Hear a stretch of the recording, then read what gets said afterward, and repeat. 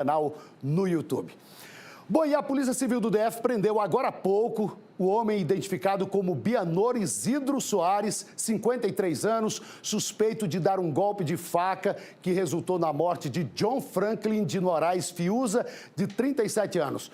Nós demos esse caso aqui ontem no jornal. Nós falamos desse caso ontem e agora nós voltamos a falar dele porque o John, ele tentou defender o pai durante uma discussão e acabou morto. Os detalhes agora com Anne Cássia, que já está comigo aqui ao vivo. Boa tarde mais uma vez, é contigo, Anne. Boa tarde, Tony, para você e a todos que nos acompanham. Isso mesmo, essa discussão ocorreu na última terça-feira, em uma feira aberta ali que fica em Ceilândia. Então, John estaria defendendo o pai, que estava ali tendo uma discussão com o autor das facadas, que inclusive, a gente deu aqui agora em primeira mão, que ele se entregou à polícia agora há pouco. Após investigações aí da Polícia Civil por meio da 15ª Delegacia de Polícia, foi possível identificar o autor dessas facadas. Por se tratar de uma feira, muito provavelmente tinham muitas pessoas presentes no momento dessa discussão. Inclusive, primeiro, esse homem ele estava discutindo com o pai da vítima e essa vítima chegou para defender o pai, acabou desferindo um soco contra este homem que se entregou agora há pouco à polícia e ele saiu. Então, depois ele volta ali com uma faca enrolada em um pano e desfere esse golpe de faca que atingiu a região do tórax dessa vítima.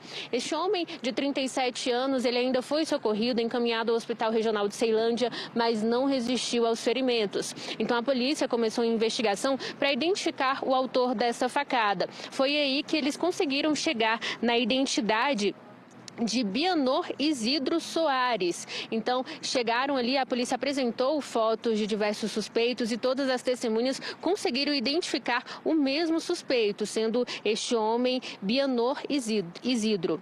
Então, ele se entregou agora há pouco. Ontem foi decretado, então, foi deferida, na verdade, no final da tarde de ontem, o pedido de prisão preventiva do investigado. Então, após esse pedido de prisão preventiva, a polícia começou a divulgar a foto desse suspeito que estava sendo procurado pelo crime de homicídio. Mas agora aí, no meio da tarde, por volta de 1 hora atrás, esse homem se entregou à polícia. Tony. Muito bem, Anne Cássia, obrigado pelas informações, deu um panorama geral desse crime. E agora eu vou agradecer a Anne e eu vou colocar aqui na tela o nosso querido Ataliba Neto, sócio aqui do Brasil Gente. Obrigado pela participação, pelo seu tempo, delegado.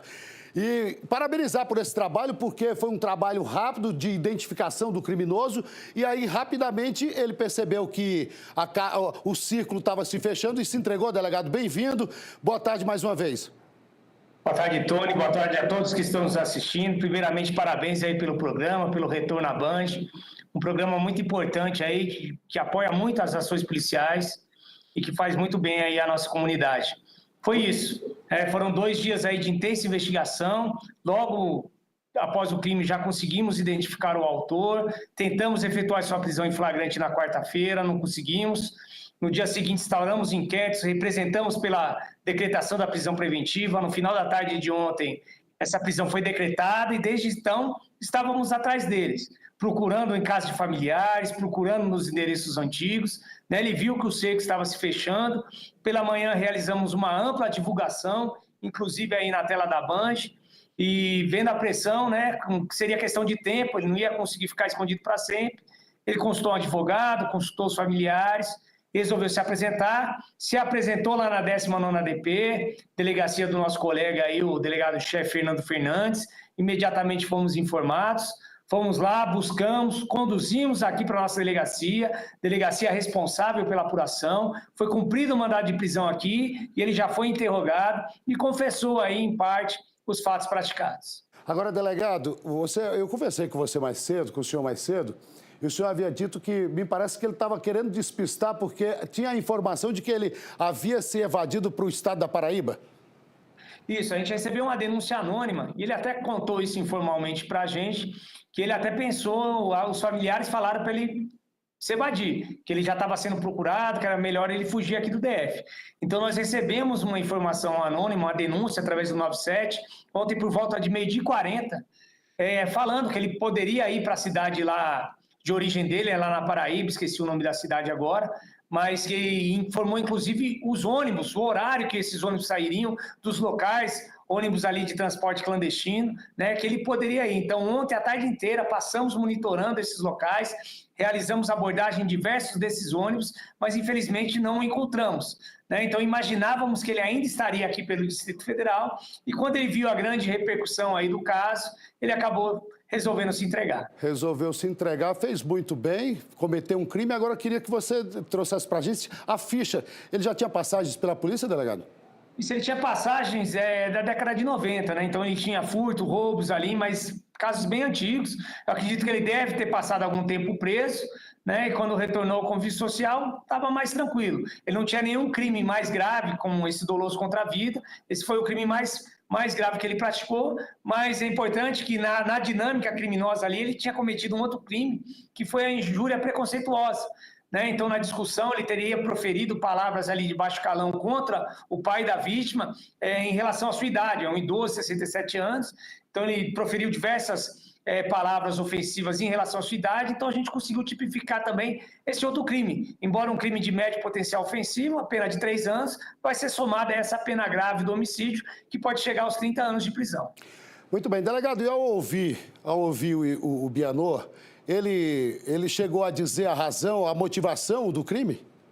Num primeiro momento, ele disse que ia ficar calado, mas ele resolveu contar a versão dele. Ele disse que discutiu ali com o pai da vítima, já o filho chegou agredindo, né, com um soco no nariz, ele falou que tomou um nocaute ali, e daí eles começaram a agredir eles com um pedaço de madeira e pedaço de ferro.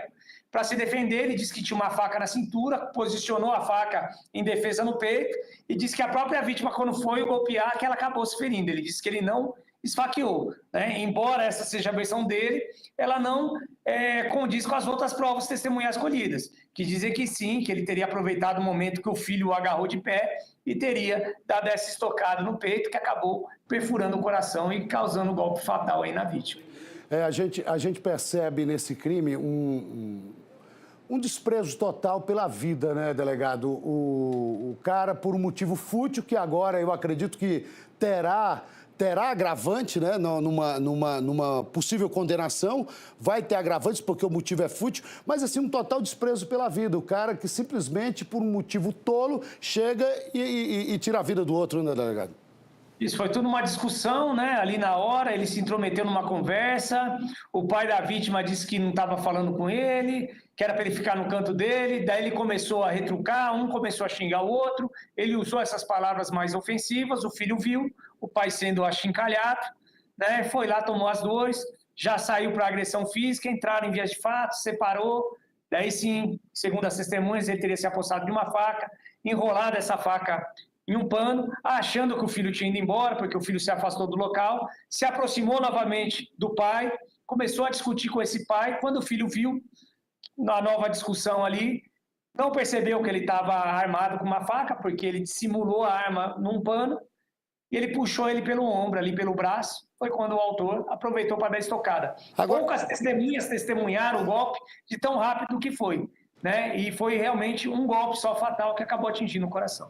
Agora, delegado, a gente tinha informação até então de que, após essa discussão com o filho, com o pai da vítima, o filho se aproximou ali, como você já relatou, eles começaram a discutir, mas que ele não estava armado no momento. Ele foi de forma premeditada, buscou essa arma e depois voltou para cometer o crime? Tem essa dinâmica? A versão do autor é que ele já estaria com a faca ali na cintura, né? Então a gente acredita que essa parte até seja verdadeira, que ele tinha essa faca consigo mesmo, né? Porque antes da dinâmica ele estava ingerindo bebidas alcoólicas, embora fosse de manhã, umas 8 horas da manhã, 9 horas da manhã, ele estava ingerindo bebidas alcoólicas na barraca ao lado desse comerciante aí, que é o pai da vítima, né? Com quem ele acabou se desentendendo. Então, diz que nesse momento, depois que o filho se afastou, o pai viu ele pegando a faca e enrolando num pano. Então, o pai já ficou atento, que ele estaria se aproximando armado, só que quando o filho se aproximou, o filho não tinha essa informação. Até porque se ele soubesse que o homem estava armado, provavelmente ou ele não se aproximaria, ou ele tomaria mais cuidado, né? Não simplesmente puxaria e deixaria o peito livre aí para ser alvejado, como acabou sendo. Nós estamos acompanhando aí as imagens, coloca para a gente, né? Nós estamos acompanhando a imagem até que foi cedida para a gente. Esse é o momento em que a esposa da vítima sai caminhando para levá-lo ao hospital. Nesse momento ele está caminhando tranquilamente, né, delegado? Nunca imaginaria que sofreria, viria a óbito a gente assistindo essa cena, porque ele caminha ali tranquilamente, nem parece que está tão ferido assim. Mas, infelizmente, o golpe fatal deve ter causado uma hemorragia interna e levou a óbito, não é isso? Exatamente. Na hora ali, as próprias testemunhas relatam que só perceberam que ele tinha sido atingido com um golpe de faca quando começou a sangrar muito. Então, ele falou que ele estava andando normal, na hora que puxou, ele recebeu a facada, ele ainda conseguiu jogar o autor ao chão, daí separaram os dois, e ele não percebeu nada. Foi como segundos depois ele começa a sentir o sangue, né? E ele vai caminhando normalmente para o carro. Então, até quando divulgamos para a imprensa, ninguém estava entendendo mais ou menos a dinâmica. Eu falei, não, ele está ferido aí, embora não pareça, ele já tinha sido ferido com a facada, e esse é o momento, né? Foi uma das poucas imagens que a gente conseguiu, da esposa levando ele até o carro, e de lá eles foram para o hospital. E logo depois ele passou lá pelo atendimento médico, mas em razão da gravidade aí do golpe, né? Da infelicidade dele, que o golpe pegou num órgão vital, acabou levando aí à morte. Agora, delegado, a gente está assistindo as imagens e percebe que foi um crime cometido em plena luz do dia. O cara simplesmente... Foi por volta de 8 horas da manhã esse crime, delegado? Isso, nós tomamos conhecimento aqui na delegacia por volta de 9 horas, pela comunicação do hospital. Né? As testemunhas relatam que entre 8h30 e 9 horas teria acontecido as discussões e as brigas e esse golpe aí que acabou atingindo a vítima. Portanto, no meio da rua, com muita gente, com várias testemunhas, o cara não se importa de puxar uma faca e tirar a vida do outro, assim, de forma absolutamente cruel, sem nenhuma humanidade. Simplesmente, por conta de uma discussão banal, o cara tira a vida. Agora, é um crime que cabe ali mais ou menos quantos agravantes para poder aumentar a pena desse assassino, doutor Taliba? A gente entende ali que o golpe ele ocorreu em razão da briga, né? Então, quando é questão de briga, ele teria sido agredido primeiro pelo filho, a gente não pode caracterizar nem torpe nem fútil, embora a discussão que levou à briga seja um motivo fútil. Mas a facada teria sido originada pela briga. Exato. Mas a gente conseguiu qualificar o crime em razão da dissimulação. Como ele escondeu a arma, né? Escondeu ali num pano, como foi relatado pelas testemunhas. Então, a gente consegue esse agravante para, pelo menos, qualificar essa pena que vai de uma pena de 10 a 30 anos de prisão. E por não dar também chance de defesa à vítima, né, delegado? E eu falei motivo fútil, porque uma discussão ali não é motivo para você puxar uma faca e cravar ela no peito da pessoa que você está discutindo, né? Exatamente, mas claro, todas as qualificadoras elas vão ser reavaliadas ali pelo Ministério Público na hora da denúncia e o juiz vai ver isso na hora da pronúncia e depois na hora do final lá na sentença no júri, né? Daí já serão jurados que vão analisar toda a dinâmica, mas a dinâmica foi essa, né? A gente sabe que a briga foi banal, o motivo foi banal, né? E a gente sabe que ele dissimulou e dificultou a defesa da vítima por causa disso. Então Exatamente. A gente conseguiu qualificar e a gente espera aí uma reprimenda severa, que seja um exemplo, que ele continue preso durante todo o julgamento aí, para que a gente possa trazer um mínimo de justiça aí e acalentar um pouco aí a dor e o sofrimento desses familiares.